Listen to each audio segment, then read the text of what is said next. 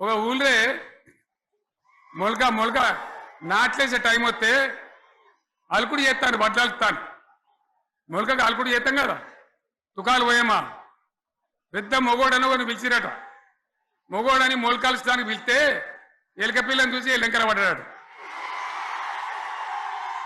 ఇక మా అంత సిపాయిలు లేరు, నేను తెచ్చే ఇస్తాం 6 సందమామలు పెడతాం 7 సూర్యులు పెడతాం అని నమ్మబలికి ప్రజలను దగా చేసి మంచిగున్న తెలంగాణ నాగం పట్టించి ఓట్లు వేయించుకొని ప్రజలను మోసం చేసిండ్రు, దగా చేసిండ్రు. ఈ మాట నిజం, మీ అందరికి తెలుసు. ఇవాళ ఏం మాట్లాడతారు, మమ్మల్ని ఎవరు నమ్ముతలేడు, మాకు అప్పు కుడతలేదు, యాడికెళ్ళి తెచ్చియాలి అని ఇప్పుడు మాట్లాడుతున్నాం. అప్పుడేమో మాకు అపారమైన అనుభవం ఉంది, మేము చేస్తామన్నారు.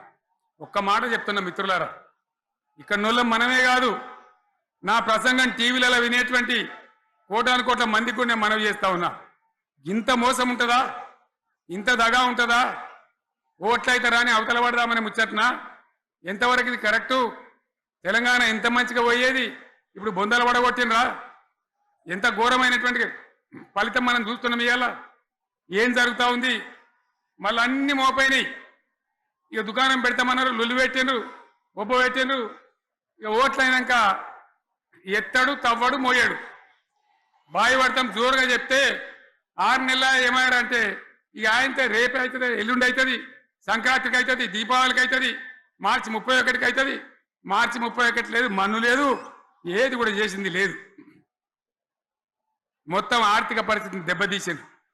తెలివి తక్కువ పనితోని, అవివేకం వల్ల, అజ్ఞానం వల్ల పరిపాలన చేయరాక సర్వనాశనం చేసింది. రాష్ట్ర ఆర్థిక పరిస్థితి ఎంత మంచిగా ఉండే, ఎంత బాగా పోతా ఉండే.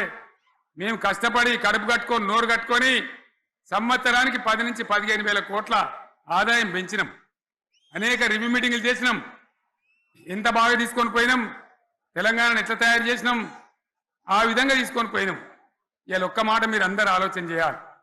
ఇక్కడ ఉన్న వాళ్ళు కానీ నా మనసు బాధ అవుతుంది, నా మనసు కాలుతుంది, ఇబ్బంది అవుతుంది.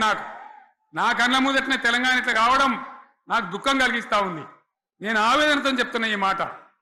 ఒక్క మాట మీరు అందరూ ఆలోచన చేయండి. తెలంగాణలో భూముల ధరలు ఎట్లుండే? కేసీఆర్ ముఖ్యమంత్రి ఉన్నప్పుడు, బీఆర్ఎస్ రాజ్యం చేసినప్పుడు భూముల ధరలు ఎట్లుండే? ఆనాడు కొనేటోళ్ళు ఎక్కువ ఉండిరి,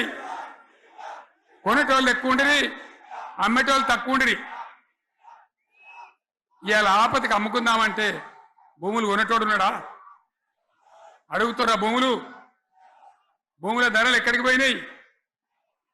ఎవరికన్నా 5 ఎకరాలు డాంబర్ రోడ్డు పక్కకుంటే నేను 5 కోట్ల మనిషిని, నేను కోటీశ్వరుని ధైర్యంలో రైతులు ఉండ్రి. ఇవాళ అడిగేటోడు ఉన్నదా? ఒక్కటే ఏడాదిలో గింత గల్లంత అవుతుందా? కేసీఆర్ పక్కకు పోగానే ఇంత ఆగమవుతుందా? ఇంకో మాట నేను అడుగుతా ఉన్నా. కరెంటును 35 ఏళ్ళు బాధపడ్డాం. నా బావి కాడ కూడా మోటార్లు కాలిని. బీఆర్ఎస్ వచ్చినాక, నేను ముఖ్యమంత్రి అయినాక ఒక్కటే ఏడాది బావులా దాన్ని చక్కగా చేసి 24 గంటల కరెంటు ఇయ్యలే, నడవలే. రెప్పపాటు కూడా కరెంటు పోకుండా 24 గంటల కరెంటు తేలేదా? మరి మా అంత సిపాయిలు లేరంటే కేసీఆర్ మంచిగా ఇచ్చిన కరెంటు మీకెందుకు ఇయ్యే శాతం అయితే లేదు అని చెప్పి నేను అడుగుతా ఉన్నా. తెలంగాణ ప్రజల పక్షాన్ని అడుగుతా ఉన్నా.